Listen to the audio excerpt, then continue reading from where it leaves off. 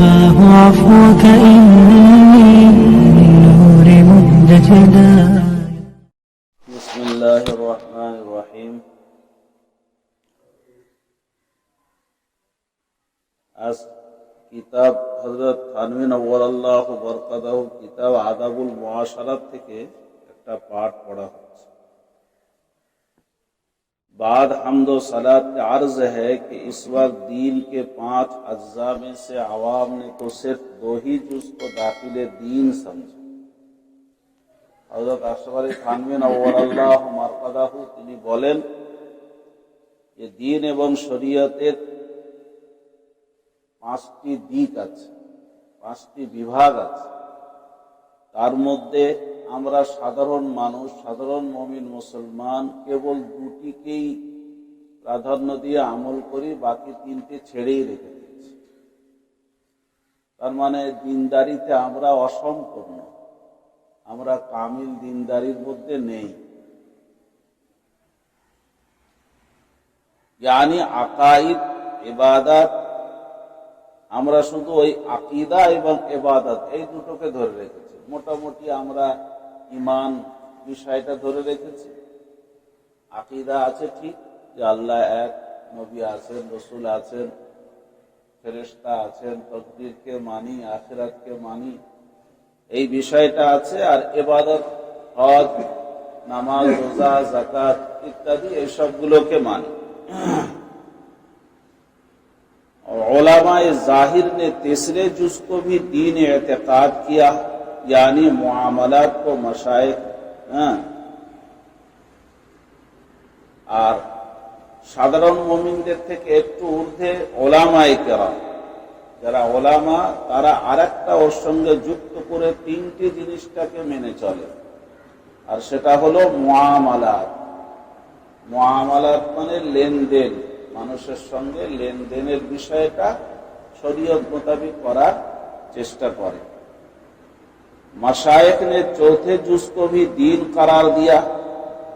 আমাদের বুজুর্গানে দিন চতুর্থ আরেকটি বিষয়টাকেও দিন বলছেন, সেটা হলো আখলাকে বাতিনি কো ইসলাহ।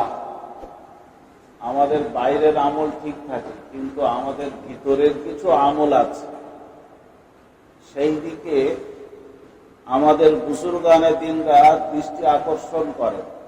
যেমন ভিতরের আমল হচ্ছে হিংসা না করা, কারোর উপরে দোষারোপ না করা, বদগুমানি না করা। এই সমস্ত ভিতরের অনেক রোগ আছে, যে রোগগুলো শরীয়তে নিষেধ, সেগুলো থেকে দূর থাকাও আমাদের একটি কাজ। लेकिन एक 5वीं जुज को कि वो आदाब मुआशरत है, करीब करीब इन तीनों तबकों ने इल्ला माशाअल्लाह अक्सर ने तो एतकादन दीन से खारिज और बेताल्लुक करार दे रखा है। বলছেন শরীয়তের আর একটা 5ম অধ্যায় আছে, সেটা হলো মুআশারাত। মুআশারাত মানে আপোষে রাহান সাহান, থাকতে গেলে কেমন করে এক অপরের হক আদায় করে থাকতে হবে। স্বামী স্ত্রীর হক আদায় করবে, স্ত্রী স্বামীর হক আদায় করবে, আর বাপ বেটার সম্পর্ক, পাড়া প্রতিবেশীর সম্পর্ক কেমন হবে, কেমন মধুর হতে হবে, সফরে গেলে হামসফর যারা তাদের সঙ্গে কেমন হতে হবে, এই সমস্ত বিষয়টা হলো মুআশারাত। বলছেন এই মুআশারাতটা 3টি তবকার মানুষ তো একেবারে ছেড়েই রেখে দিয়েছে, যে ওটাকে দিন শরীয়তের কোনো অংশই মনে করে না। তবে ইল্লা মাশাআল্লাহ কেউ কেউ এটাকেও ধরে রেখেছে। इसी वजह से और अज्जा से तो कम व बेश खास तौर पर या आम तौर पर यानी वाज में कुछ तालीम व तलकीन भी है, लेकिन इस जुज का कभी जुबान पर नाम तक नहीं आता। बोलছেন যারা ওয়াজ নসিহত করেন তারা ওই 3টি বিষয় বা 4টি বিষয় নিয়ে তো একটু আলোচনা করেন, কিন্তু পঞ্চম বিষয় নিয়ে কোনো আলোচনাই হয় না। इसीलिए इल्मन व अमलन ये जुज बिल्कुलिया नसियम मनसिया हो चला है। এই জন্য এই বিষয়ে জ্ঞান অর্জন করাতেও মানুষ অনেকটা পিছিয়ে, আবার এই বিষয়ে আমল করাতে তো অবশ্যই পিছিয়ে। যখন জ্ঞানই অর্জন করবে না, তার উপরে আমল করার কথাই আসে না। मेरे नजदीक बाहमी उल्फत व इत्तेफाक में जो कमी है, হযরত বলছেন যে আমার নিকটে এই যে ফিতনা আপনারা দেখতে পান, যে আপোষের মধ্যে দ্বন্দ্ব, মনোদ্বন্দ্ব কোথায় নেই, কোন পরিবারে নেই, কোন সমাজে নেই, কোন পাড়ায় নেই, কোন ঘরে নেই, কোন জায়গায় নেই বলুন? ট্রেনে বাসে যাওয়ার সময় ঝগড়া তো জানেন, সিট নিয়ে ঝগড়া, 2 পয়সা 4 পয়সা কম বেশি নিয়ে ঝগড়া, সামান্য মাল রাখারাখি নিয়ে ঝগড়া, পা রাখা নিয়ে ঝগড়া, এসব দেখতে পাই না আমরা। আর ইত্তেফাক মে যে কমি, মনের সঙ্গে যে তালমিল নেই, এক অপরের মতের সঙ্গে একমত সহমত হতে পারি না, বলে যত আমরা এই ঘাটতি দেখতে পাই, উসকা বড়া সবব ইয়ে সুয়ে মুআশারাত ভি হ্যায়। বলছে এর মহা কারণ হচ্ছে এই মুআশারাত, যে একটি 5ম অধ্যায় শরীয়ত, এটাকে ত্যাগ করে রাখার জন্য, এই অধ্যায়টার দিকে দৃষ্টি না দেওয়ার জন্য, এই এলেম হাসিল না করার জন্য। क्योंकि इससे एक दूसरे को तकद्दुर व इनक़िबाज़ होता है। এই মুআশারাতের পাঠটা যদি কেউ না শেখে, আর যদি কেউ আলোচনা না করে, না বোঝে, আমল না করে, তখন কিন্তু আপোষের মধ্যে এক অপরের প্রতি ঘৃণা সৃষ্টি হয়, রাগ সৃষ্টি হয়, ক্ষোভ সৃষ্টি হয়। और वो राफे वो माने हैं इम्बिसात व इंशिराह का। আর রাগ, ক্ষোভ, ঘৃণা এগুলোই তো আপোষ হতে দেয় না, এইগুলি তো আমাদের ইত্তেফাক আর একসঙ্গে মিলে জুলে থাকতে দেয় না। এই জিনিসগুলো দূরীকরণের নামই তো মুআশারাত শিক্ষা।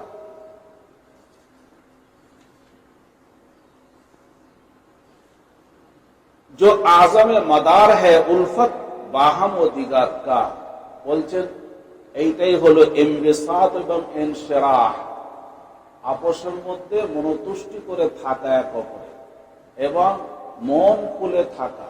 এটাই হলো তো আমাদের এক অপরের সঙ্গে মনের মিলের একটা মহা উপকরণ। এই উপকরণটা যদি নষ্ট হয়ে যায়, তাহলে মিলতাল থাকবে। हालांकि खुद इस ख्याल को कि उसको दीन से कोई मस नहीं, आयत व अहादीस व अक़वाल हुकामा दीन का रद्द करते हैं, चुनांचे उसमें से बाज़ बतौर नमूने के पेश करता हूँ। অথচ खुद इस ख्याल को कि उसके दीन से कोई मस नहीं, যারা মনে করে যে মুআশারাতের সঙ্গে দিন শরীয়তের কি সম্পর্ক, বলছেন আয়াত ও আহাদিস ও আকওয়াল হুকামা দীন কা রদ করতে हैं। কিন্তু মনে রাখবেন যে কোরআনে পাকের অনেক আয়াত, অনেক হাদিসে পাক, এবং যারা দার্শনিক ওলামায়ে কেরাম, যারা দর্শন নিয়ে বোঝে, দিন শরীয়ত থেকে বুঝেছে, তারা কিন্তু এটাকে অস্বীকার করে। যারা এটাকে বলে যে দিনের সঙ্গে কোনো সম্পর্ক নেই, তাদের এই মতবাদকে অস্বীকার করে। মানে তারা বলতে চান যে না, কোরআনে পাকে মুআশারাতের কথা আছে, হাদিসে পাকে মুআশারাতের কথা আছে, এবং হুকামা দর্শন যারা জানেন, দার্শনিক ওলামায়ে কেরামরাও স্বীকার করেন যে এটা আছে। চুনাঞ্চ ইসমে সে বাজ বতর নমুনা কে পেশ করতা হুঁ। আমি কিছু নমুনা শরীফ আপনাদের সামনে পেশ করছি। আল্লাহ জাল্লা শানহু ইরশাদ করেন, ऐ ईमान वालो, जब तुम में से कहा जाए कि मजलिस में जगह फराग कर दो, तो जगह फराग कर दिया कर। বলছেন ইমানদার ব্যক্তিগণ, ইমানদার বান্দাগণ, আল্লাহ পাক বলছেন ইমানদার বান্দা, যদি তোমরা একসঙ্গে কোনো মজলিসে থাকো, আর কেউ যদি তোমার কাছে আবেদন করে, ভাই একটু জায়গা করে দেন না, ভাই একটু সরে যান না, ভাই একটু জায়গা করে দিন না, এটা তোমরা মেনে নিও। মেনে নিয়ে তার জায়গাটা করে দেবে, তার সুযোগ করে দেবে। जब तुमसे कहा जाए कि खड़े हो जाओ तो खड़े हो जाया करो। আর যদি কেউ মজলিসে কাউকে বলে ভাই একটু উঠবেন, একটু উঠে সরে যান না ভাই একটু, এই কথাটা মেনে নিও। আল্লাহ পাক বলছে এইগুলো মেনে নেবে। इरशाद है कि दूसरे के घर में गो मर्द ना हो मगर खास खलवतगाह हो, बे इजाजत लिए मत जाया करो। বলছেন ইরশাদ হচ্ছে যে কারোর কোনো ঘরে, তাই সে পুরুষের ঘর হোক বা কোনো মহিলার ঘর হোক, মহিলার ঘর তো আমরা জানি সেখানে একা একা কেউ আজনবী মানুষ যেতে পারে না, যাওয়া ঠিক না। কিন্তু কোনো পুরুষ মানুষের যদি নিজস্ব কক্ষ থাকে, ঘর থাকে, দরজা ভেজানো আছে সেখানে, আর আমি সেখানে বিনা অনুমতিতে ঢুকবো, এটাও শরীয়ত নিষেধ করে। তুমি সেখানে এইভাবে যেতে পারো না ইজাজত না নিয়ে, অনুমতি না নিয়ে। देखिए इसमें अपने हम जलीसों की राहत की रियायत का किस तरह हुक्म फरमाया है। এই দুটি আয়াতে কারিমা একটু আমরা বিবেচনা করে দেখি যে আমার প্রতিবেশী সাথী যারা আমার সাথে বসে আছেন বা আমার কাছে আশেপাশে থাকেন, তাদের আরাম এবং তাদের শান্তির দিকে কতটা দৃষ্টি রাখতে বলা হয়েছে, কতটা দৃষ্টি রাখতে বলা হয়েছে। रसूल अकरम सल्लल्लाहु अलैहि वसल्लम का इरशाद है कि एक साथ खाने के वक्त दो दो छवारे एक दम से ना लेना चाहिए। বলছেন হাদিসে পাকে আছে নবীজি সাল্লাল্লাহু আলাইহি ওয়াসাল্লাম বলেন, একসঙ্গে যখন এক পাত্রে তোমরা খাবে তখন জানো দুটো দুটো খেজুর একসঙ্গে মুখে দিও না। রসগোল্লা খাওয়ার অনুমতি দিয়েছে, সবাই খাচ্ছে, একটা একটা করে আমি দুটো দুটো করে প্রতি লোকমায় তুলছি। গোশতের বটি দুটো দুটো করে লোকমা তুলছি, কি যে কোনো জিনিস দুটি দুটি করে তুলছি, যেটা একটা করে খাওয়ার একটা নিয়ম আছে সেখানে আমরা দুটি করে নিচ্ছি। হুজুর এটা নিষেধ করেছে। তাও ওয়াক্তে আপনি রফিকু সে ইজাজত না লেলে, তবে হ্যাঁ সাথী সঙ্গীদের অনুমতি নিতে পারো। তারা যদি অনুমতি দেয় তাহলে কোনো অসুবিধা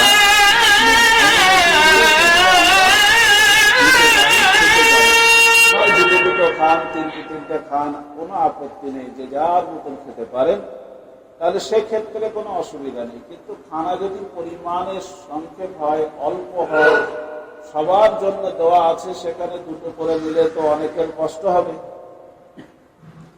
देखिए इसमें खफीफ अमर से महज इस वजह से ये बेतमीजी है, दूसरों को नागवार होगा मुमानात कर दी। বিষয়টা তো খুব কঠিন বিষয় নয়, আর বিষয়টা হচ্ছে গভীর কোনো কারোর ক্ষতি নয়, সামান্য এক অপরের মনের মধ্যে যে একটা কষ্ট, সেই কষ্টটা দূরীকরণের জন্য হুজুর সাল্লাল্লাহু আলাইহি ওয়াসাল্লাম এই হেদায়েতটা করেছেন যে সাময়িক 5 মিনিটের খাদ্যের মধ্যেও যেন এক অপরকে কষ্ট দিও না। সেখানেও দেখো যে আমার এই আচরণে তার কি কষ্ট হচ্ছে, সেটা তোমার অনুভব করতে হবে।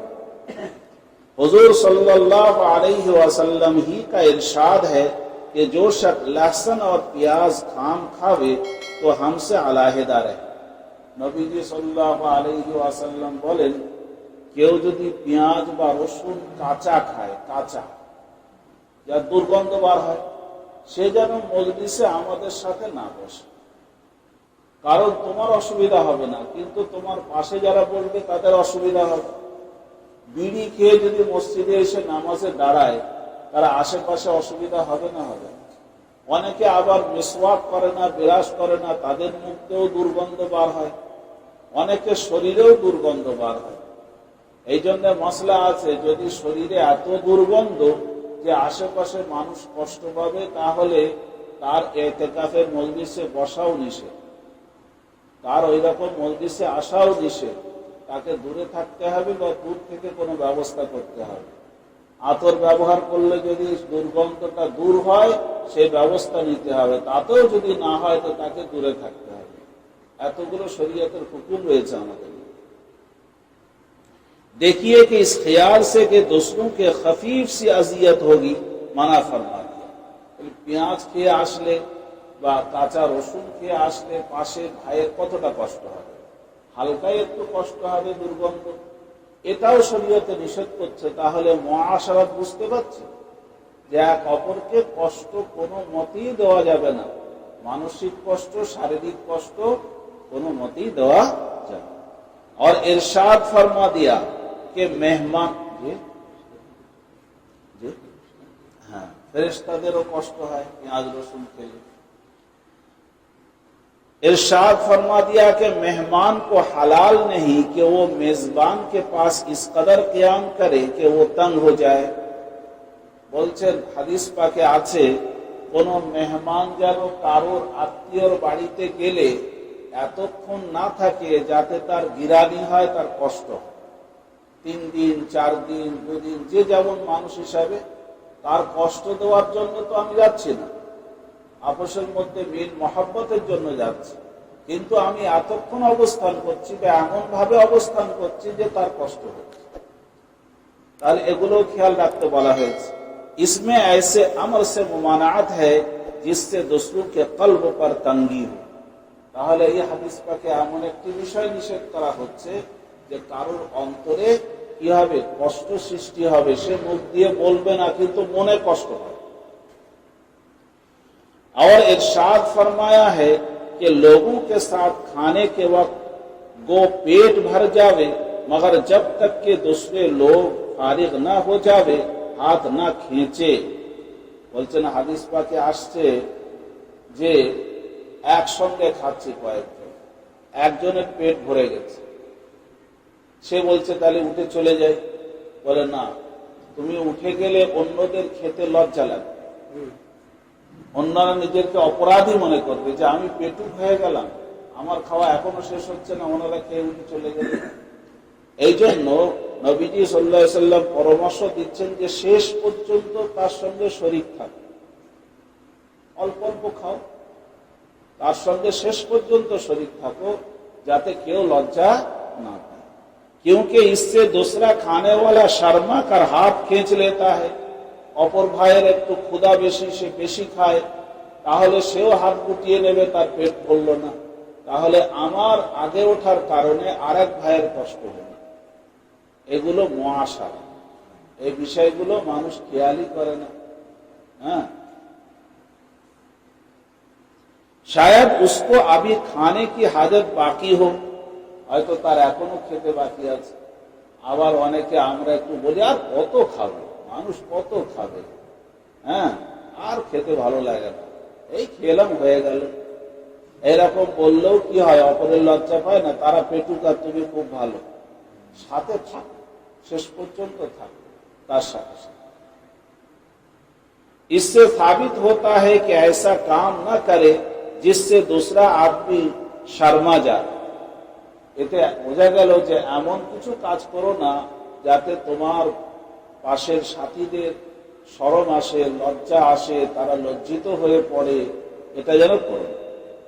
बाद आदमी तबीई तौर पर मजमा में किसी चीज के लेने से शर्माते हैं और उसको गिरानी होती है। বলছেন অনেক মানুষের তবিয়তে কি যে একসঙ্গে বসে থাকলে কোনো জিনিস নিতে লজ্জা পায়, और उनको गिरानी होती है, या उससे मजमा में कोई चीज मांगी जाए तो इनकार औजर करने से शर्माते हैं। অনেক সময় তার কাছে চাইলে সকলে যেহেতু বসে আছে না বলতে পারে না, অথচ দেওয়ার ইচ্ছা নেই, কিন্তু সবার সামনে চাচ্ছে বলে বাধ্য হয়ে দিয়ে দিল, এরকমও হয়। वो पहली सूरत में लेने को जी चाहता हो और दूसरी सूरत में देने को जी ना चाहता हो। বলছেন অনেক সময় কি হয়, প্রথম যে সূরাতটা বলেছেন যে किसी चीज के लेने से शर्माते हैं, তার মানে হচ্ছে কোন জিনিস নিতে মন চাচ্ছে কিন্তু লজ্জায় নিতে পারছে, যে কেউ নিচ্ছে না, আমি একা নেব, কেমন কেমন লাগছে, অথচ তার প্রয়োজন। আবার অনেক সময় উল্টোটা হয়। উল্টোটা কি, যে কোনো জিনিস কারোর কাছে কেউ চাচ্ছে, তার দিতে মন চাচ্ছে, কিন্তু লজ্জায় সে দিয়ে দিচ্ছে যে সবাই আছে, না দিলে আবার সব কি ভাববে, কি মনে করবে। पहली सूरत में लेने को जी चाहता हो, প্রথম যে সূরতটা বললো তাতে কারো নিতে মন চাচ্ছে অথচ নিতে পারছে না। दूसरी सूरत में देने को जी ना चाहता हो, দ্বিতীয় এতে কেউ তার চাচ্ছে, দিতে তার মন চাচ্ছে না কিন্তু দিতে হচ্ছে। ऐसे शख्स को मजमा में ना दे और ना उससे मांगे। তাহলে এই রকম অবস্থায় কেউ যেন লজ্জা দেওয়ার জন্য তার কাছে না চায়। তুমি জানো যে বাধ্য হয়ে হয়তো দেবে, তাহলে চেয়েও না, তাহলে তার মনটা ভালো থাকবে। এখানে মাজমাতে কোনো জিনিস কারো কাছে না চাওয়াই ভালো। কিংবা যেখানে লজ্জা পাবে সেখানেও তুমি সেইভাবে করো যেন তার অসুবিধা না হয়। অনুমান করো যে ওই জিনিসটা দিলে তার উপকার হয়, বুঝে আসছে তার প্রয়োজন, কিন্তু চাইতে পারছে না লজ্জায়, তুমি তাকে দিয়ে দাও। দিয়ে দাও একটা জিনিস সে খুঁজছে, আমি অনুমান করছি কিন্তু চাইতে পারছে না, লজ্জা লাগছে, তা আমি তাহলে তাকে সাহায্য করি, তাহলে তার লজ্জাটা কেটে যাবে, তার প্রয়োজনটা মিটবে। হাদিসে पाक में वारिद है जी, हदीसे पाक में वारिद है कि एक बार हजरत जाबिर रदी अल्लाह ताला अन्हु तर दौलत पर हाजिर हुए और दरवाजा खटखटाया। एक बार हजरत जाबिर रदी अल्लाह ताला अन्हु नबीजी सल्लल्लाहु अलैहि वसल्लम दरबारे से दरजाए आवाज दिलेन। आपने पूछा कौन है? नबीजी सल्लल्लाहु अलैहि वसल्लम जिज्ञासा करलेन के तुमी? उन्होंने अर्ज किया मैं हूं। उन्हें बोलें जी आमी। आपने नागवारी से फरमाया मैं हूं मैं हूं। उन्हें बोलें जी आमी आमी आबार की जिनिस? आमी बोलले की परिचय पाওয়া যায়? आमी तो একটা সকলের জন্য সাধারণ শব্দ, তোমার নাম বলতে হবে, পরিচয় দিতে হবে। उससे मालूम हुआ कि बात साफ कहे। এই হাদিস দ্বারা বোঝা গেল যে কোনো কথা বলতে গেলে এত পরিষ্কার করে বলো যেন কারোর বুঝতে অসুবিধা না হয়। তাহলে আড়াল থেকে আমি বললে তো হবে না, জি আমি। আমিটা কি? তোমার আওয়াজের মতন আর কারোরও আওয়াজ থাকতে পারে। जिसको दूसरे समझ सके, ऐसी गोल बात कहना जिससे समझने में तकलीफ और उलझन में डालता है। বলছেন গোলমোল কথা বলো না, যে কথা অপরের বুঝতে অসুবিধা হয় সেরকম কথা বলো না। হযরত আনাস রাদিয়াল্লাহু তাআলা আনহু বলেন, সাহাবায়ে কেরাম রাদিয়াল্লাহু তাআলা আনহুকে নবীজি সাল্লাল্লাহু আলাইহি ওয়াসাল্লাম সাথে খুব বেশি ভালোবাসা এবং মহব্বত ছিল। উনি বলছেন সাহাবায়ে কেরামদের হুজুরের সাথে খুব বেশি ভালোবাসা এবং মহব্বত ছিল, তার থেকে বেশি কাউকে ভালোবাসতেন না। मगर आपको देखकर इसलिए खड़े ना होते थे कि आपको नवार होता था। তাহলে হুজুরের ভালোবাসায় সাহাবায়ে কেরামরা আদবের জন্য হুজুরকে দেখে দাঁড়াতে হতো, দাঁড়িয়ে যাওয়া দরকার। কিন্তু এই দাঁড়িয়ে যাওয়াটা নবীজি কখনো ভালোবাসতেন না, যে আমার জন্য কেউ দাঁড়াবে, আমি এসছি বলে সবাই দাঁড়িয়ে গেল, নবীজি এটা ভালোবাসতেন না। এই জন্য সাহাবায়ে কেরামদের অন্তরে হুজুরের আদব শত থাকলেও তারা হুজুর যেহেতু পছন্দ করেন না বলে সে আমলটা তারা করতেন না। इससे मफहूम होता है कि अगर कोई खास अदब व ताजीब या कोई खास खिदमत किसी के मिजाज के खिलाफ हो, এই হাদিসে পাক দ্বারা বোঝা যায় যদি কোনো কারুর কোনো ব্যক্তির যদি খাস কোনো আদব থাকে বা তার আজমত থাকে বা তার খেদমতে কোনো মেজাজের খেলাফ সেটা হয় আমি জানি, তো उसके साथ মামলা না করে, তাহলে তার সঙ্গে সেই রকম আচরণ করা যাবে না যেটা এসে কষ্ট পায়। वो अपनी ख्वाहिश हो, আমার মন চাইলেও সেটা করা যাবে না। जी चाहता हो, মন চাচ্ছে তবুও নয়। मगर दूसरे की ख्वाहिश को उस पर मुकद्दम रखे, বরং অপর কি চাচ্ছে সেটা আমাকে ভাবতে হবে, আমার মন কি চাচ্ছে সেটা না। এই জন্যে কারোর খাতির করতে গেলে, মেহমানদারি করতে গেলে মেহমানের মেজাজ বুঝে মেহমানদারি করতে হবে। তিনি কি পছন্দ করেন, কি দরকার তার, কি প্রয়োজন তার। बाज लोग जो बाज खिदमत में इसरार करते हैं वो बुजुर्गों को तकलीफ देते हैं। हजरत बोलছেন যে আল্লাহওয়ালাদের দেখলেই অনেকে খেদমত করার জন্য খুব এগিয়ে আসে, আর খেদমতের আদব না জানার জন্য তার কষ্ট হয়। খেদমতটা কি চাচ্ছেন সেটা অনুমান করতে হবে, বুঝতে হবে। যদি আমি না জানি তো তার খাদেম যারা জানেন তাকে, তার সঙ্গে থাকেন, তারাই খেদমত করবে।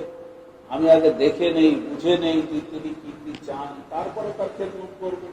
আমি আমার বুঝ মতন খেদমত করলাম আর তার কষ্ট হচ্ছে।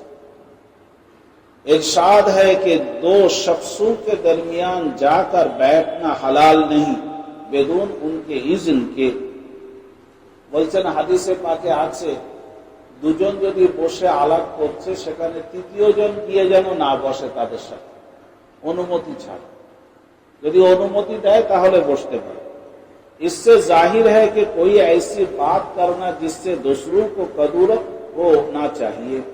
এই হাদিসে পাক দ্বারা বোঝা গেল যে আমার কোনো আচরণে অপরের কষ্ট যদি আমি অনুমান করি সেটা আমার করা উচিত নয়। हदीस में है कि हुजूर अकरम सल्लल्लाहु अलैहि वसल्लम को जब छींक आती तो अपना मुंह हाथ या कपड़े से ढांक लेते। হাদিস পাকে এসেছে নবীজি সাল্লাল্লাহু আলাইহি ওয়াসাল্লাম যখন হাঁচি আসতো তাহলে হুজুর কাপড় দিয়ে বা হাত দিয়ে নিজের চেহারা ঢেকে নিতেন। আওয়াজ को पस्त फरमाते, আওয়াজটা যতটা কম করা যায় চেষ্টা করতেন। इससे मालूम हुआ है, हदीस पाक द्वारा আমরা শিক্ষা পেলাম, अपने जलीस की इतनी रियायत करे कि उसको सख्त आवाज से भी अजियत व वहशत ना हो। বলছেন আমার পাশে বসা মানুষদের আমার চিৎকারের জন্য বা আওয়াজ করার জন্য, বিভৎস আওয়াজের জন্য যেন কষ্ট না হয়, এদিকেও আমার দৃষ্টি রাখতে হবে। কেন হাঁচির সময় আওয়াজটা আমার কন্ট্রোলের বাইরে, তাহলে সেই আওয়াজটা যত কম করা যায় হাত দিয়ে চেপে যেভাবে হোক এটা আমার করা দরকার। হঠাৎ করে যদি তার সামনে আমি চিৎকার করি সে ভয় খেয়ে যেতে পারে। हजरत जाबिर रज़ियल्लाहु ताला अन्हु से रिवायत है कि हम जब नबी करीम सल्लल्लाहु अलैहि वसल्लम के पास आते तो जो शख्स जिस जगह पहुंच जाता वहां ही बैठ जाता। हजरत जाबिर रज़ियल्लाहु ताला अन्हु बोलें, নবীজি সাল্লাল্লাহু আলাইহি ওয়াসাল্লামের যখন মজলিস হতো আমরা ওখানে আসলে যে যেখানে জায়গা পেতেন সেখানেই বসে যেতেন। लोगों को चीर फाड़ कर आगे न बैठता। ও ভাই একটু জায়গা দাও, সামনের দিকে ছুটে আসা এরকম করতেন না। इससे भी मजलिस का अदब साबित होता है। এর দ্বারা কি হয়, মজলিসের আদব রক্ষা করার হাদিসটা বোঝা গেল যে মজলিসে বসার একটা আদব হলো এই যে যেখানে জায়গা পাবে সেখানে বসো, কাউকে তুলে দিয়ে বসো না যে তুই সর আমি এখানে বসি বা এগিয়ে যাই ঘাড়ের ওপর দিয়ে, এরকম না। उनको इतनी ईजा भी ना पहुंचाए এবং তাদের যেন কোনো কষ্ট না দেওয়া হয়। হযরত আব্দুল্লাহ ইবনে আব্বাস রাদিয়াল্লাহু তাআলা আনহুমা তিনি মওকুফান রিওয়ায়াত করেন আর আনাস রাদিয়াল্লাহু তাআলা আনহু মারফুআন রিওয়ায়াত করেন। মওকুফ মানে নবীজির নাম না নিয়ে উনি একটা আদবের কথা বললেন। নিশ্চয়ই আদব তো আবিষ্কার করে বলা যায় না, হুজুরের কাছ থেকে নিশ্চয়ই শুনেছেন। এটাকে বলা হয় হাদিসে মওকুফ। সাহাবী কোন হাদিসের এমন কোন কথা যেটা বিবেকে ধরে না, কোন শিক্ষণীয় কথা, অথচ তিনি হুজুরের নাম নিয়ে বলছেন না, এটাকে হাদিসে মওকুফ বলে। আর মরফু হাদিস মানে নবীজির নাম নিয়ে বলা, যে নবীজি সাল্লাল্লাহু আলাইহি ওয়াসাল্লামকে এই বলতে শুনেছি, উনি এই বলেছেন, এই শিখিয়েছেন। হযরত সাঈদ ইবনে মুসাইয়িব রাহিমাহুল্লাহ তাআলা से মুরসালান মারবি है এবং হযরত সাঈদ ইবনে মুসাইয়িব রাহিমাহুল্লাহ তাআলা ইনি হচ্ছেন তাবিঈ।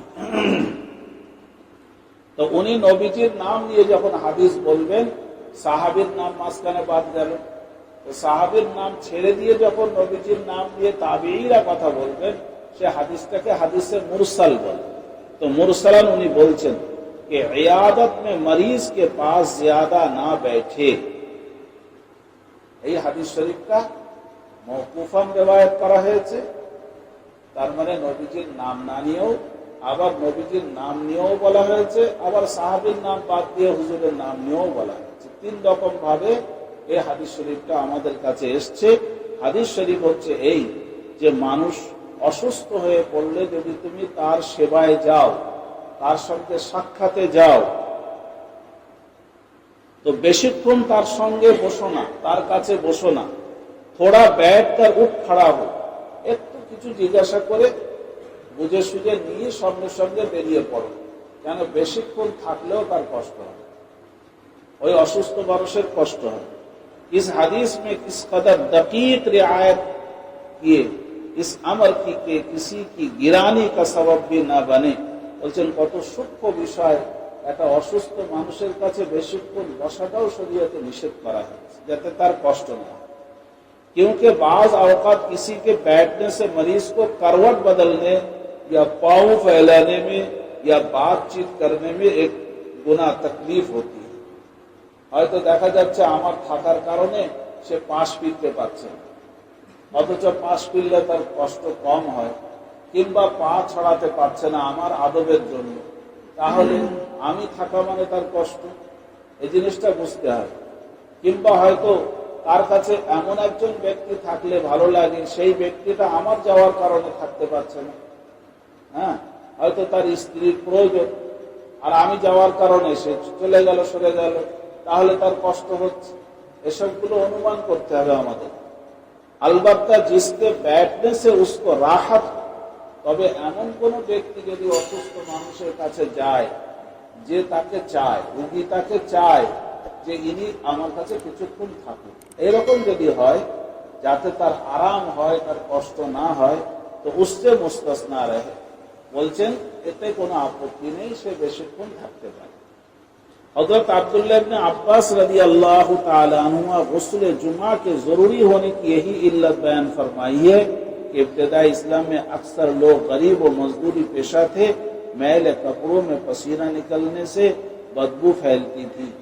हज़रत अब्दुल्लाह इब्न अब्बास रज़ी अल्लाह ताला अन्हुमा তিনি বলেন যে জুমার দিনে যে গোসল ফরজ করা হয়েছে বা ওয়াজিব করা হয়েছে, তার কারণ হলো এইটাই যে ইসলামের প্রথম যুগে সাহাবায়ে কেরাম তাদের কাছে দাস দাসী না থাকার কারণে নিজের কাজ নিজে করতেন, আর করতে গিয়ে তারা অনেক ঘেমে যেতেন এবং তার সঙ্গে ধুলো ময়লা ঘামের সঙ্গে মিশে একটা দুর্গন্ধ সৃষ্টি হতো, তাতে কষ্ট হতো অনেক।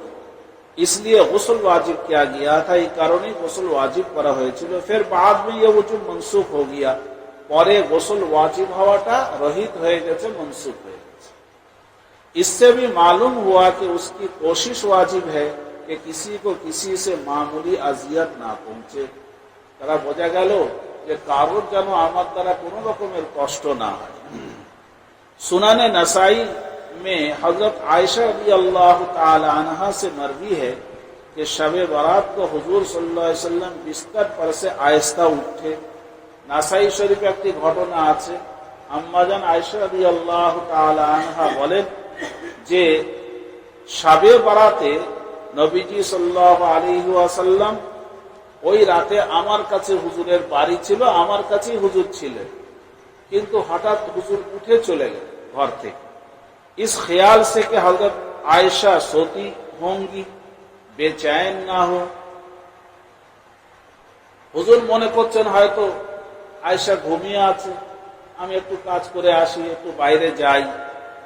তাই নবীজি সাল্লাল্লাহু আলাইহি ওয়াসাল্লাম आहिस्ता से नाले मुबारक पहुंचे और आहिस्ता से केवाड़ खोले, খুব সন্তর্পণে কোনো আওয়াজ না করে জুতোটা পায়ে দিলেন, আর দরজাটাও খুব আস্তে আস্তে খুললেন যাতে ঘুম ভেঙে না যায়, স্ত্রীর ঘুম ভেঙে না যায়।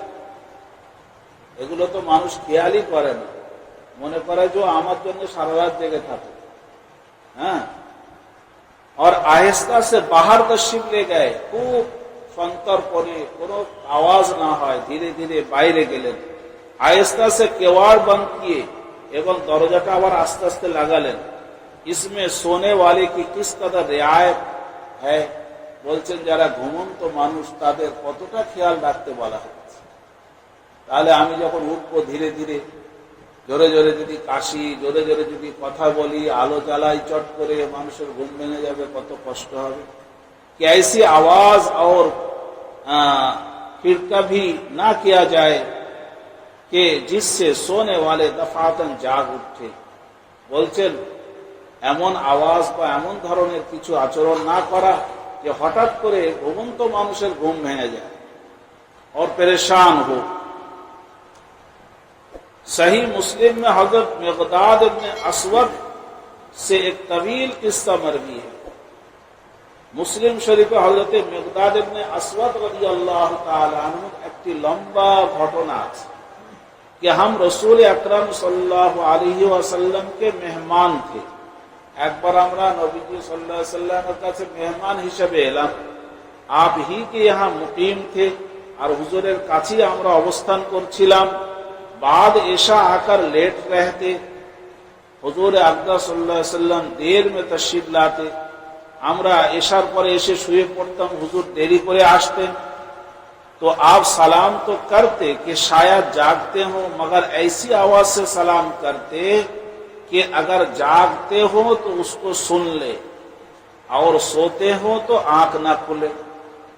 हुजूर পরে আসছেন আর আমরা শুয়ে পড়েছি, তো হুজুর সালাম তো করতেন, সালাম করা সুন্নত হিসাবে, কিন্তু এত হালকা আওয়াজে সালাম করতেন যে যদি কেউ জেগে থাকে সে সালামের উত্তর দিতে পারবে, শুনতে পাবে, কিন্তু কারোর ঘুমও ভাঙবে। অতটা খেয়াল রাখতেন। इससे भी वही एहतमाम मालूम हुआ कि उससे पहले हदीसे मालूम हुआ था। তারে হুজুর কতটা মানুষের কষ্ট না হয় সেই দিকে দৃষ্টি রাখতেন। আর আমরা বাড়িতে এসে ধড়াম করে দরজা 12টার সময় খুলে দিলাম, সবাই জেগে গেল, হ্যাঁ, পাড়া প্রতিবেশীও জেগে গেল, কি হচ্ছে না কি জানি কি হলো, এরকম ঠিক না, এসব আদবের খেলাফ। और बकसरत हदीसे इस बात को मौजूद है। বলছেন নমুনা শরীফ কিছুটা বললাম, এই ধরনের অনেক হাদিস পাক আছে, এগুলো পড়লে বোঝা যাবে। এগুলো কি কিসসায় কেউ বলে, ওয়াজের নসিহতে এগুলো বলে, খুব কম আলোচনাই হয়। रिवायत फिक़हिया में ऐसे शख्स को जो ताम वगैरह या दर्स या औराद में मशगूल हो सलाम न करना मुसर्रा है। বলছেন আমাদের ফিকহ শাস্ত্রে আছে যে খানা খাওয়ার সময় কিংবা কেউ দর্স দিচ্ছেন সেখানে কিংবা কেউ ওসিফা করছেন সেখানে সালাম না করার কথা আছে, যে সেখানে সালাম করুন। जिससे साफ मालूम होता है कि बिला जरूरत किसी मशगूल व शुगल जरूरी के कल्ब के मुंतशिर और दो जानिब करना शरआन नापसंद। বোঝা গেল কেউ যদি কোনো কাজে থাকে তো খামাখা তার মনটাকে বিক্ষিপ্ত করা ঠিক না, সালাম দিয়ে তাকে ওই রকম ভাবে। আর আমাদের তো আদব নেই, কোরআন শরীফ পড়ছে সেখানে গিয়ে সালাম, খানা খাচ্ছে এক মন নিয়ে তা সেখানে খেয়ে দিক, খাওয়া হয়ে গেলে সালাম করবে, এরকম যদি খেয়াল করা হয়। इसी तरह गंदा दहनी के मर्ज में जो शख्स मुब्तला हो उसको मस्जिद में न आने देना भी फुकाहा ने नकल किया है।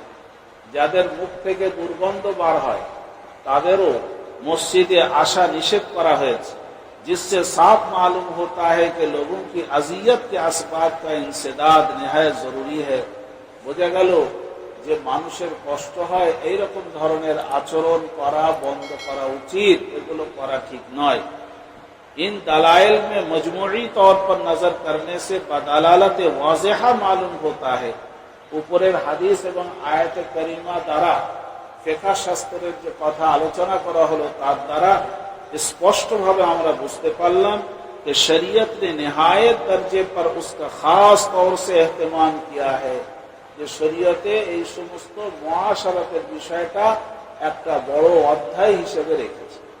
कि किसी शख्स की कोई हरकत कोई हालत दूसरे शख्स के लिए अदना दर्जे में भी किसी किस्म का तकलीफ व अजियत या सिकिल व गिरानी ज़ैक़ तंगी या तकद्दुर इंक़िबाज़ या कराहत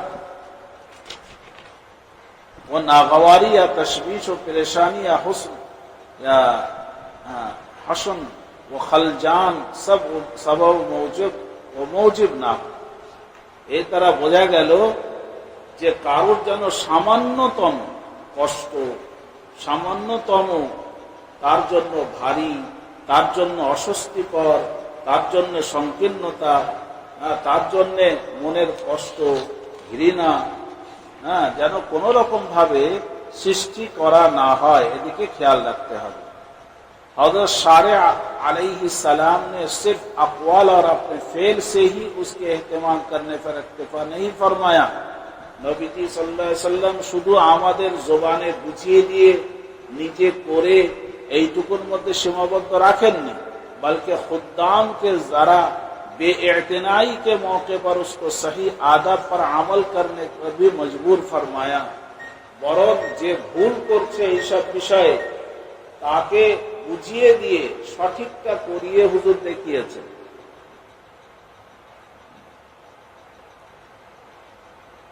उससे काम लेकर भी बतला दिया এবং সুষ্ঠুভাবে তার দ্বারা করিয়ে আমাদের বুঝিয়েছেন। चुनांच তার একটি নমুনা, एक साहबी हदिया लेकर आपकी खिदमत में बेदून सलाम और बेदून इस्तेजान दाखिल हो गए। একজন হাদিয়া নিয়ে এসছে, কোনো সালাম নেই, কিছু নেই, ধারা করে ঘরে ঢুকে পড়ল। নবীজি সাল্লাল্লাহু আলাইহি ওয়াসাল্লাম বললেন, বাহার ওয়াপস যাও, বাইরে যাও, और सलाम अलैकुम कहा करो और कहो मैं हाजिर हूं। সালাম দিয়ে তুমি বলো যে আমি এসেছি, कहकर फिर आओ, যে আমি আসতে পারি, এই অনুমতি নিয়ে তবে তুমি ভেতরে এসো। और फिल हकीकत हुस्न अखलाक मान नास का इस असास रास व असास यही अमर है। বলছেন হাকিকত যদি আমরা ভাবি যে হুসনে আখলাক, মানুষের সঙ্গে উত্তম ব্যবহার, আচার আচরণ করা, যেটাকে আমরা বলে থাকি, সেটা আসলেই এইটা যেটা বোঝানো হলো।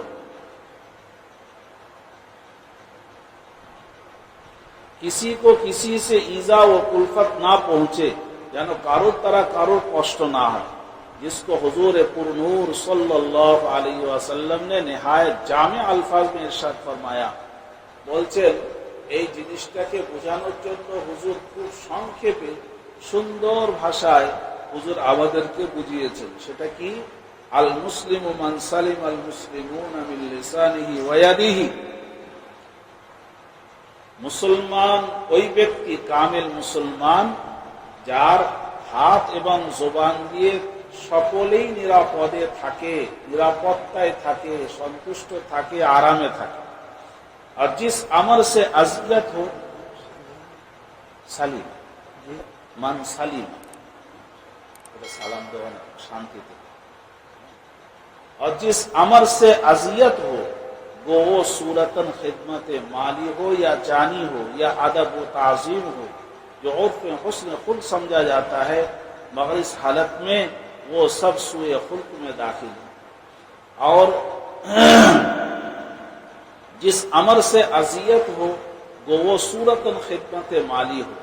বলছেন যে নির্দেশ বা যে হুকুম করলে মানুষের কষ্ট হয়, অথচ বাহ্যিক মনে হচ্ছে তার কোনো খেদমত হচ্ছে, তার জানের কোনো খেদমত হচ্ছে, কিংবা তার সম্মান করা হচ্ছে, বলছেন আমাদের সমাজে সেটাকে মনে করা হয় যে উত্তম আচরণ করা হচ্ছে, অথচ এই অবস্থায় সে বেয়াদবি করছে, বরং মানুষের কষ্ট দিচ্ছে। क्योंकि राहत के जाने खुल्क है मुकद्दम है, কারণ এইগুলো কাজ করার সময় তার আরামের দিকে খেয়াল করা হয় না। বলছেন সর্বসময় মনে রাখতে হবে যে আরাম এই আখলাকের থেকে মুকদ্দম, মানে তোমার আখলাক দেখানোর থেকে মানুষের আরাম দেওয়াটা বেশি শরীয়ত চায়, এটা আগে চায়। खिदमत करके उसके खुल्क और किश्त बिलुबाब का बेकार होना जाहिर है, और वो शायर होने के मर्तबा में बाबे मुआशा मुअख्खर है और बाबे अकायद इबादत फरीजा से है। বলছেন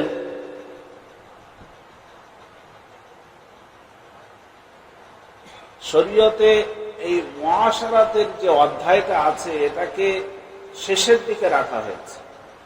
আকায়েদ এবং ইবাদত ফরজ হওয়ার জন্য ওটাকে আমরা আগে রেখেছি, আর ওইটার আলোচনাটা সব থেকে বেশি হয়। लेकिन इस एतबार से कि अकायद व इबादत के इखलाल से अपना ही जरर है और मुआशरत के इखलाल से दूसरों का जरर है। किंतु মনে রাখতে হবে যে আকীদার কোনো ত্রুটি, ইবাদতের কোনো ত্রুটি যদি হয়, সেটা তোমার ব্যক্তিগত ক্ষতি, তোমার ক্ষতি হবে। কিন্তু যদি মুআশারাতের কোনো ঘাটতি বা ক্ষতি হয়, এটা অপর ভাইয়ের ক্ষতি হবে। এই জন্য এইটাকে আমাদের খেয়াল রাখা দরকার, আগে রাখা দরকার। और दूसरों को जरर पहुंचाना अशद है अपने नफ्स को जरर पहुंचाने से। বলছে নিজের কষ্ট পাওয়াটা অত কঠিন নয়, অপরকে কষ্ট দেওয়াটা যতটা কঠিন।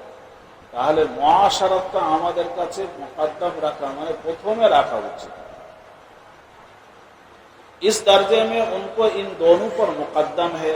आखिर कोई बात तो है, তাহলে বোঝা গেল নিশ্চয়ই তো কিছু না কিছু এর অনুমান করা যাচ্ছে, जिसके सबब अल्लाह ताला ने सूरह फुरकान में फरमाया अल्लज़ीना यमशूना अलल अर्दि हौनन व इज़ा खातबहुमुल जाहिलूना क़ालू सलामा।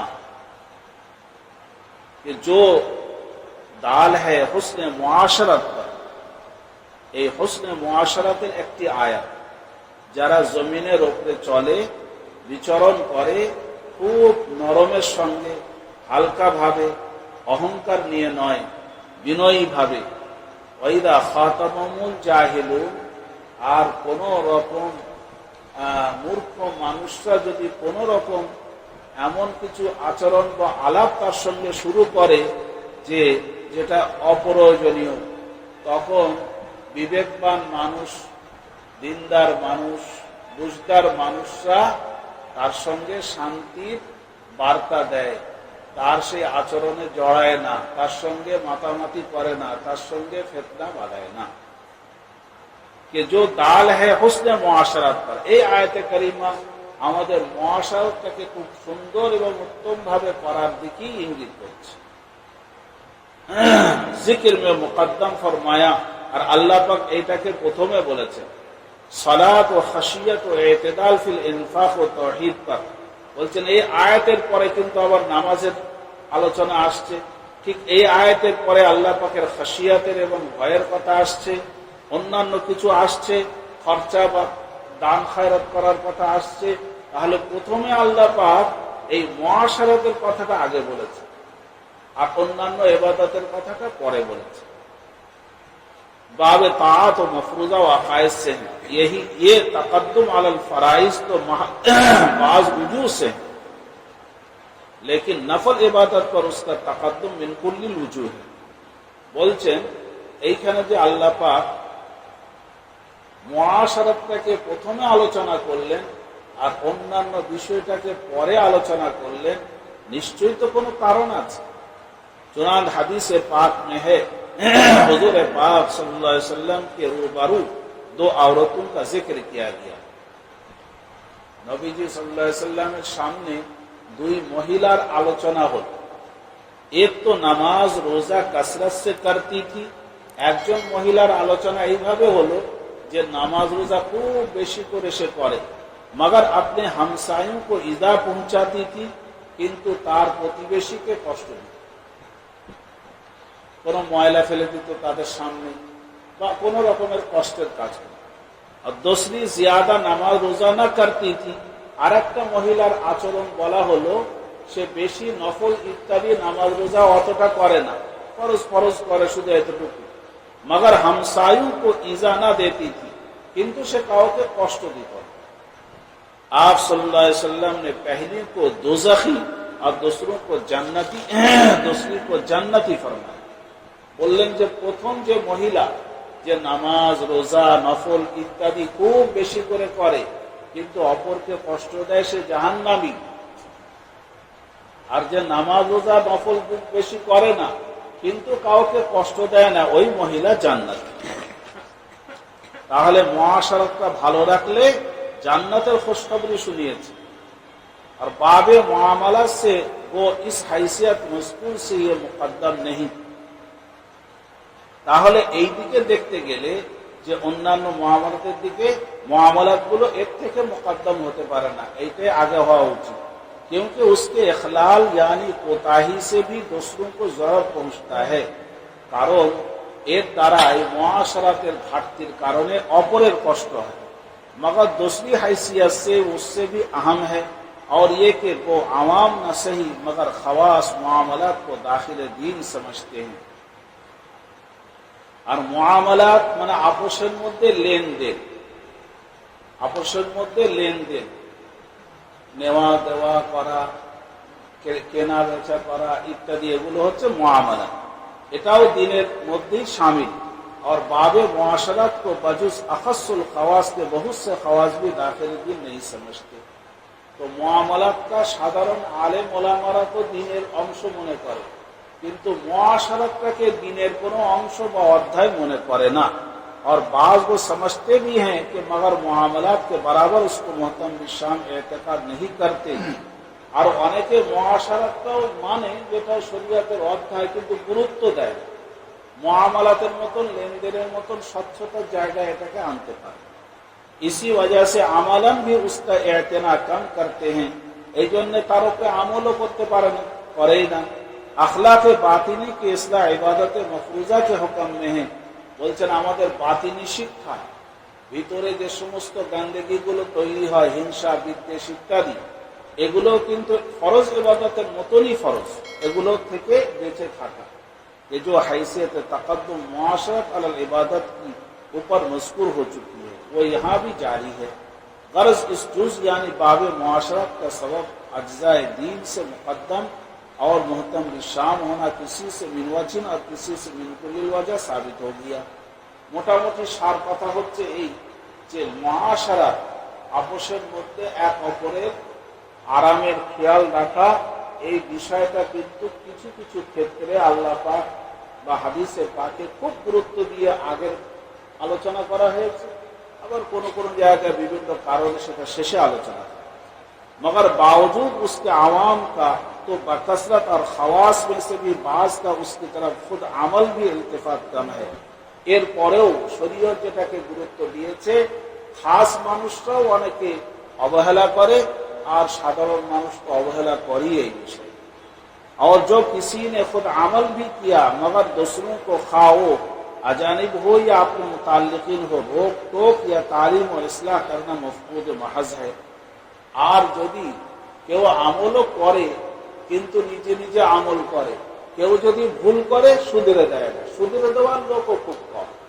কেউ মুআশারাতি একটা ভুল করছে, তাকে যে বুঝিয়ে ভুলটাকে সংশোধন করে দেবে সেরকমও করার লোক খুব কম।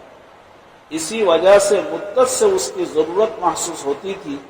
এই জন্য হযরত বলছেন যে আমি অনেক দিন দিয়ে ভাবছিলাম যে মুআশারাতের উপরে একটি কিতাব লেখা উচিত, कि कुछ जरूरी आदाब मुआशरत जिनका अक्सर औकात मौका और इत्तेफाक पड़ता है तहरीर जब्त कर दिए जाए, যাতে কিছুটা খোলাখুলি আলোচনা করে বোঝানো যাক যে মুআশারাত কি আসলে মানুষ এটা বুঝে নিক, এই বিষয়টা কিতাব লেখা দরকার। और ये अहकर मुद्दतों से अपने मुताल्लिकीन को जुबानी इख्तिसाब करता रहता है। বলছেন আমি এই কিতাব লেখার আগে অনেক দিন থেকে এই ছোট্ট ছোট্ট বিষয়ে মানুষের ধরপাকড় করে, কেউ যদি সামান্য সামান্য একটু ভুল করে উনি খুব তাদেরকে ধরপাকড় করে বুঝিয়ে দিতেন, এটা তোমার ভুল হলো, এটা ভুল হলো, এটা ভুল হলো, সামান্য সামান্য বিষয়। गो उसमें मेरी इतनी खता जरूर है कि बाज वक्त मिजाज में हिद्दत पैदा होती है, अल्लाह ताला माफ करके इस्लाह फरमाए। বলছেন নিশ্চয়ই এটাও আমার ভুল যে এই সংশোধন করতে গিয়ে অনেক সময় আমি রাগারাগিও করেছি, আল্লাহ আমাকে মাফ করে দিন যে এটা আমার করা হয়তো ঠিক হয়নি কিন্তু করতে হয়েছে। আর अक्सर वाज में भी ऐसे उमूर की तालीम व तबलीग करता हूँ, বলে আমি ওয়াজের মধ্যে মুআশারাতের কথাগুলো আমি বেশিরভাগ আলোচনা করি। আমাদের নিকটতম হযরতদের মধ্যে শেখ ইউনুস সাহেব নওয়ারাল্লাহু মারকাদাহু এই বিষয়ে খুব টোকাটুকি, সামান্য একটু ভুল কারো সহ্য করে, সুইচ টিপে সেখানেও ভুল হলেও ধরে দেবেন যে এটা কেন এইভাবে সুইচ টিপে এইভাবে, সমস্ত বিষয়টা খুঁটি নাটি সব বিষয়। আমার হযরত খুব ওই রকম দেখেছি আমাদের পান্ডুয়া মাদ্রাসার ওখানে থাকতে, সামান্য সামান্য খুব পরিপাট থাকতেন, এত পরিপাটে থাকতেন একটু ভুল সহ্য করতেন, সব দিকে খেয়াল রাখতেন। এগুলো আমাদের শেখানোর জন্য। मगर हस्ब कौल मशहूर समझ में नहीं आया कि जो तहरीर में है तकरीर में कहा। বলছেন যা লেখা হয়েছে সেগুলো মানুষ তকরিরে কি আর বলে, সে লেখার মধ্যেই রয়ে যায়। इसलिए तहरीरी करने की जरूरत महसूस होती है मगर इत्तेफाक से देर हो गई। বলছেন যে হ্যাঁ, মানুষকে এমনি আমি সংশোধন করে দিচ্ছি, এমনি বলে বুঝাচ্ছি, তো এটা মানুষ আর কদিন স্মরণ রাখবে। তাই একটা কিতাব লিখে দিলে বরং মানুষের ভালো হয়, যে বারবার দেখে দেখে সেটা জব্দ করার চেষ্টা করবে। তাই আমি লেখার চেষ্টা করছি। खुदा ताला के इल्म में उसका यही वक्त मुकद्दर था। আমি দেরি করে ফেললাম এই কিতাবটা লিখতে, এটা অনেক আগে লিখলে ভালো ছিল, কিন্তু আল্লাহ পাকের ইচ্ছা দেরি হওয়াতে আছে, তাই দেরি করেই হলো। আলহামদুলিল্লাহ के अब उसकी नौबत आई, এখন সেই সুযোগটা হলো। हर तालीम के लिए लफ्ज़ अदब को सुर्खी करार दूंगा। বলছেন আমি যে আদবের মুআশারাতটা শিখাবো, প্রত্যেকটা শুরুতে আদব লিখবো। আদব, এটা একটা আদব, এটা একটা আদব, এটা একটা আদব, আদব শিখাবো। कैफ मुत्तफ़क़ा जो बात याद आएगी पेश आवेगी बिला किसी खास तरतीब के लिखता जाऊंगा। বলছেন আমি যেটাই মনে আসবে সেটাই লিখছি। এখন আমি কোন অধ্যায় কোনটা দিলে হয় ওদিকে খেয়াল রাখছি না, যা মনে পড়ছে আমি সেটা লিখে দিচ্ছি। और अगर ये रिसाला बच्चों को बल्कि बड़ों को भी पढ़ाया जाए तो इंशाअल्लाह ताला दुनिया ही में लुत्फ जन्नत नसीब होने लगे। বলছে যদি প্রত্যেক বাচ্চাদের তালিম শেখানো হয়, এই কিতাবটা শিখিয়ে দেওয়া হয়, কিংবা বড়দেরও যদি শিখিয়ে দেওয়া হয়, এই দুনিয়ায় থেকে জান্নাতের স্বাদ পাবে। जैसा कि कहा गया है कि बेहिश्त आ जाके आजारे नाबाशत। বলছে কবি বলছেন যে বেহেশত কাকে বলে? বেহেশত ওইটাকেই বলে যে কারোর কষ্ট না হোক, কেউ কারোর কষ্ট না দেয়, এটাই তো মুআশারা। তাহলে এটাই বেহেশত হয়ে যায়। তাহলে একটা পরিবার, আমার নিজের পরিবার, বিবি বাচ্চা নিয়ে থাকি, সেই পরিবারটা অন্তত বেহেশত বানায়, এক অপরকে কষ্ট না দেয়, তাহলে সেটাও তো পরিবারটাও আমার বেহেশতি পরিবার হয়ে যায়। কিন্তু আজকাল দেখবেন একটা ছোট্ট পরিবারও দোজখের মতন হয়ে গেছে। এ ওকে বিশ্বাস করে না, ও ওকে বিশ্বাস করে না, এ ওকে কষ্ট দেয়, ও ওকে গালিগঞ্জ দেয়, কষ্ট দেয়। একটা ছোট্ট পরিবার, তিনজনের পরিবার, তাও তাদের মধ্যে ইত্তেফাক নেই, একতা নেই, বাপ বেটার সঙ্গে মিল নেই, স্বামী স্ত্রীর সঙ্গে মিল নেই, কত কিছু চলছে এসব না জানার জন্য। কিসে রাবাতা সে করে নাবাশত, আল্লাহু ওয়ালিয়্যি আত-তাওফীক ওয়া হুয়া খায়রুর রাফীক। এখান থেকে এবার বিস্তারিতভাবে আলোচনা করবেন, পরের অধ্যায়ে ইনশাআল্লাহ আলোচনা হবে।